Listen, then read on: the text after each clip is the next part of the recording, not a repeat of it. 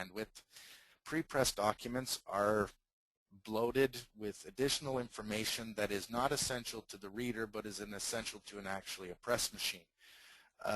Most of that can be cut out, and a 120, 150 megabyte PDF can be reduced to 10 or 15 megs if you understand the process well enough to do it. There are also problems with users gaining access to the content.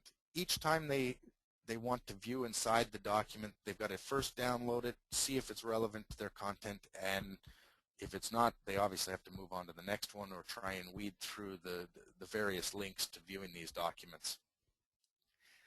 The biggest problem with PDF documents is loss of distribution control. If you're posting these documents on your website, the minute that they're downloaded, they're out of your control. You can't control who's viewing it, who's got it, who they distributed it to, how they've emailed it. You can't track anything in those documents anymore and make sure that they're within your control and the content is being distributed in the way that you would hope to.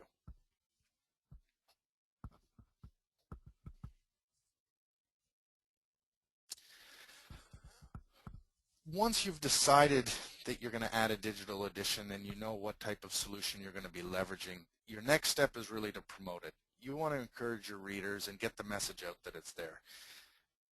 You want to do this through as many channels as you have available to you today. You want to leverage your website, your magazine, events that you're going through staff and board members, Twitter feeds, and really take advantage of your social network to get the message out that this is coming out. Once it's been distributed and people are actually using it, you really want to make sure that you gather feedback and take polls from these readers. You want to see what they like, what they don't like, which features they regularly use. There's a huge array of questions that you could potentially be asking depending on the solutions that you're getting. It may be a situation that you've developed a replica that is distributed through a web type interface, but you find that your readers really want something on their e-readers. You find that a bunch of them have the Kindle and really want to leverage that content on those devices. You've got to remember that by doing that, it's a good thing. It's not a bad thing to realize that there's this untapped market. It just means that your publishing strategy is going to evolve, and you kind of have to look at this process and see how what you've done evolves to also including the Kindle and e-reader markets. The reality is that because we've got so many choices and options, what we want to do is push the content out as quickly as possible and evolve our digital publishing strategy as we move forward and as it becomes more clear as to how our users are going to leverage this.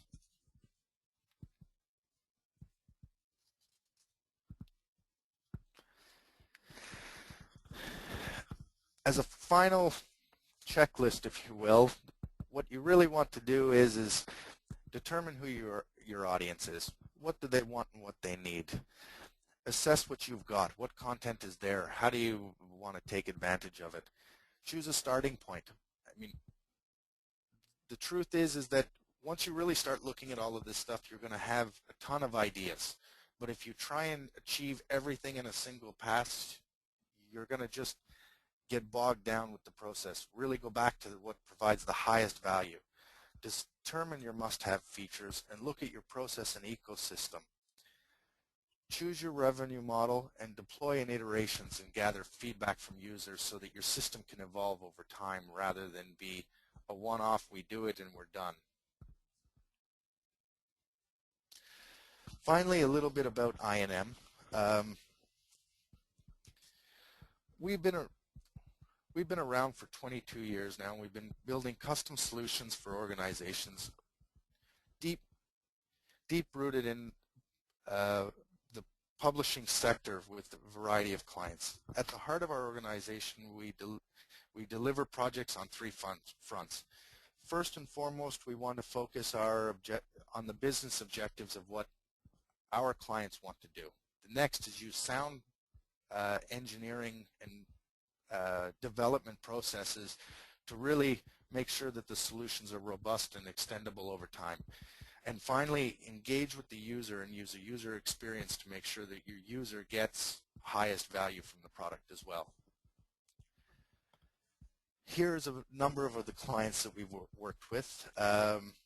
You may notice a few that you would recognize, being Prima Games, the Taunton Press. We've worked with, over the past 7 years, a number of associations from FASIB to ASCO, mostly leveraging our Go Abstract product line.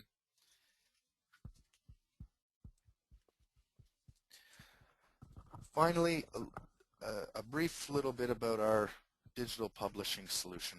Reach is a SaaS-based service that has 2 actual product offerings. Reach Docs is more of a single document viewer that would be one-off documents such as newsletters, brochures, and catalogs, whereas Reach eLibrary is a product that is based on Reach Docs that incorporates an entire catalog of information, allowing users to cross-search their documents. When viewing a document into Reach Docs, users are engaged with a user interface that is very easy for any level of user to use. They're able to flip pages, either interacting with the interface elements such as the thumbnails or the next page and previous page, as well as use all standard key commands. We have a unique technology on the back end that allows them to zoom through the levels of the document and make the content readable at virtually any level for them. Print pages, as well as just flip through it as they would a normal magazine. The way that both Reach Docs and eLibrary works is that as an association you get access to your control center, which allows you to do a few things: control access to the documents and view reports and statistics. Within this interface, you would just simply click the Add button in the upper right hand or upper left hand corner, which will prompt you with a dialog box. You can select your PDF document, upload it to the server, and it's instantly secured and saved on the server for viewing of other users. Next, you may want to come back and view reports, which allows you to view an aggregate data based on all of your users' activities, seeing really what content they engage with and what content they're most leveraging within your publications, which allows you to know what content to push back into it.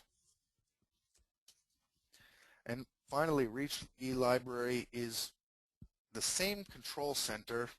However, it has an additional interface that allows you to categorize your documents and use sub-content. So if you're an organization with 3 or more publications, you may have publications, you've got types of articles, you've got various metadata that attribute to it, years that the document has been published, even possibly language. You can go in and customize those metadata so that they're relevant to your publications, that allow your users to quickly drill through the text of the documents, as well as refine the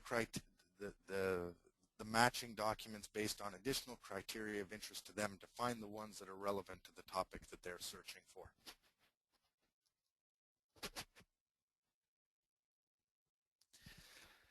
And finally, a few next steps. We have a number of resources available on our website. We have a good white paper on developing your business case around e-publishing. As well, we have a number of other webinars that are available on our YouTube channel. Very shortly after this publication, we'll be releasing a new e-guide for associations that will let you all know when it's published. And as well, at any point, if you have questions, would like a demo of our products, or just discuss your options and what your strategy is, please feel free to contact me. Excellent. Thank you, Jason. That's a great overview. We will be coming out with that e-guide very shortly, so as soon as that is available, I will make sure that you all have access to that and are able to get at that. Our recording today, I mentioned at the beginning of the webinar, we were recording the session, so we'll make sure that recording is put on our YouTube channel, and I'll make sure I send you a link to that as well.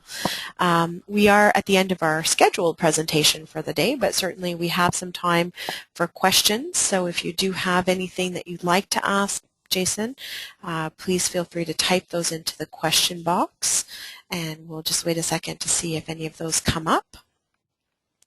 As well, if you do have any comments on the session or any suggestions or anything you'd like to share with us about the experience you've had with us today, I will be sending out a follow-up message, so you'll have lots of opportunity at that point in order to provide us with that info. We'd love to hear anything positive or negative you have to say about it, so we'd like to get your opinions and thoughts on that.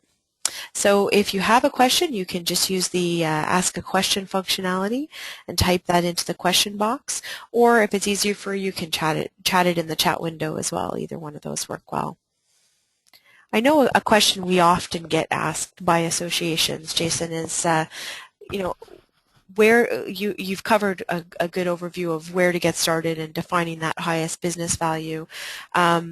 Building the business case for the board or for other people within their organizations is often challenging to predict costs for moving online. Do you have an idea for associations as to what they could expect for first-year costs of moving into a digital publication strategy? This is a really difficult question to answer because it often depends on how you want to approach this. It can either be very minimal monthly cost if you're leveraging a solution that is pre-existing and is software as a service based, whereas if you're building something custom internally, it can start getting upwards of $60,000, $70,000, $80,000 or beyond, depending on what the scope is. Often the best time to answer this question is after you've done the first initial steps. You look at your audience, you have a rough idea of the technologies available, as well as what the main features you want to achieve are. You can look at a number of the products that are around and look at the various strategies to get a good idea of roughly where you're going to be sitting in. From that point on, you can start working from a budget and work the budgetary aspect into things to try and fit your solution not only to your needs, to your users' needs, as well as what's timeline-based and budgetary-based. Sure. And as a first step, if you're moving into choosing an off-the-shelf solution with a replica type delivery, and you're looking to bring that forward, something like an INM or a Reach Docs offering, it starts at what per month? Well, Reach Docs is $18 per month, whereas the e-library is $1,800 a year. It's because of our unique technology and is often much lower than many of our other competitors because there's no manual process needed to convert your document into a format that can be seen on all of the devices. Perfect. And actually, I was asking you that. Jennifer typed the exact same question. So I hope that answers your question, Jennifer. If you do have any other follow-ons for that, please feel free to ask those as well. If there's any other questions here that have come in.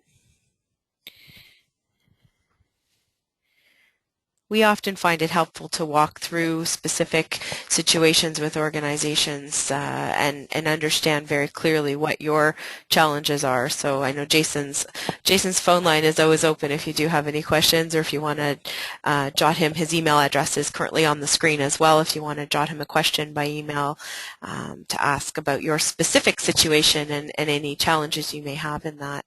I know with the association market and the shows that we've done, we did get a lot of questions about the ability to connect your AMS in order to do straight through communications with members. So have one login that is controlled through your association management software and allows access to specific publications. That's something that I know we got a lot of questions about. So if anyone has any questions about their AMS and connecting that, we'd love to hear those as well. Or if there's any other challenges from a technology or a business standpoint, please feel free to jot those down. And our e-guide is going to get into a little bit more detail on some of those specifics with the association market. Well, I don't see any more questions coming up on screen. So if anything does come to mind after the session and you want to follow up with us, our email addresses are right there, and we will be in touch with a follow-up as well. So thank you very much for joining us today, and have a great day. Thank you.